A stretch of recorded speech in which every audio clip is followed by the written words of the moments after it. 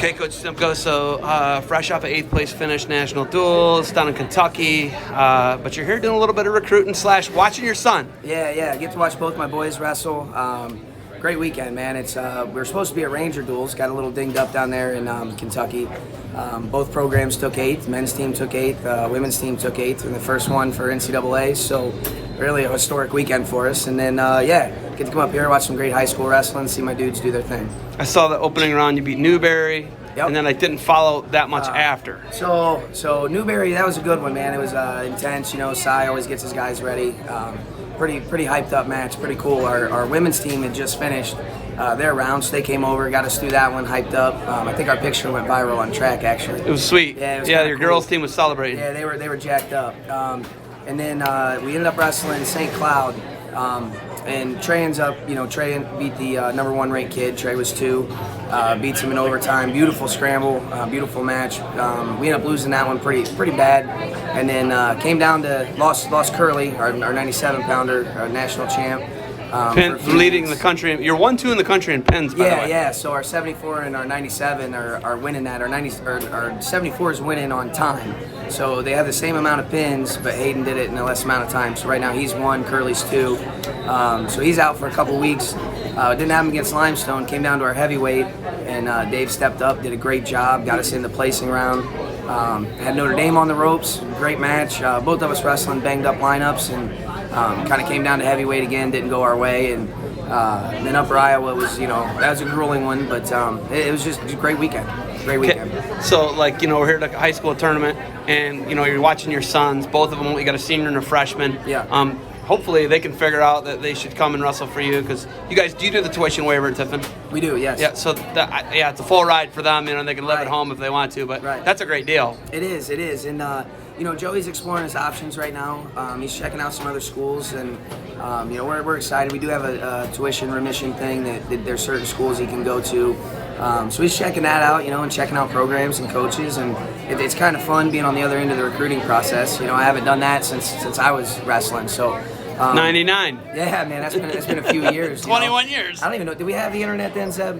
It's just started. Yeah, I think I heard. Literally just started. Like emails and all that. Yeah, late 90s. You got the AOL package in the mail. Yeah, the disc, CD. The compact disc, right? Yeah. 100 hours. Yeah. Yeah, and it took Weird 100 hours noise. just to load up. Let alone, to see something. So tell me about that process, though. As a dad, now you're a D2 NCAA head coach, and now your kid's getting recruited by other D2 programs, D1 programs, whatever he's being, because you're a returning state qualifier, and then your freshman kid's a hammer, too. Yeah. What's that process like for you? It's funny. My wife and I were just talking about this. Mentally, it took a strain on me last year, thinking about him being somewhere else. But truth is we say it all the time, wrestling's a vehicle, right? So everybody's got a different destination.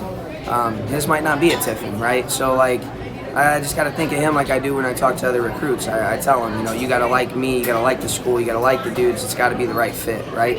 And if we don't have what he wants to study, or maybe, and he does get along with our dudes, so that's a bad example. But he's got to do what's best for him. So as much as it would suck, I got to do the right thing for Joey, and if that means somewhere else, then I'll throw a different T-shirt on for a weekend and support him. You know what I mean?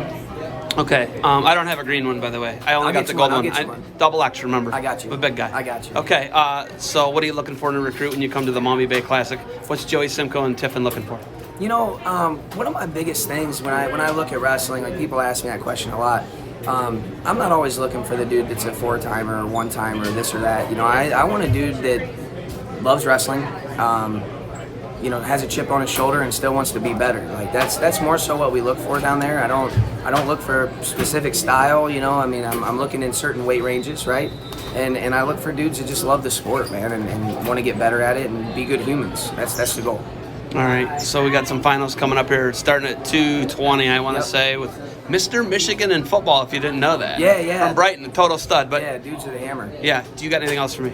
Not right now, man. Just thanks for everything you do, Zeb. It's awesome, man. I haven't got a chance to talk to you too much, so hey, defend what you built. Hey, you guys went off on it last year, right? We did. Yeah. We've been using this stuff, man. It's been great. We've had, knock on wood. What do we got? Which one is this one? This is the you shower got, gel. You got shower gel, okay. And, man, we got this in every one of our showers, and it's been great. Knock on wood. Here's the door. We've had good luck with skin funk and everything, or not having skin funk, right? Yeah. So this has been a staple at our room, for about a year and a half now, so it's working well.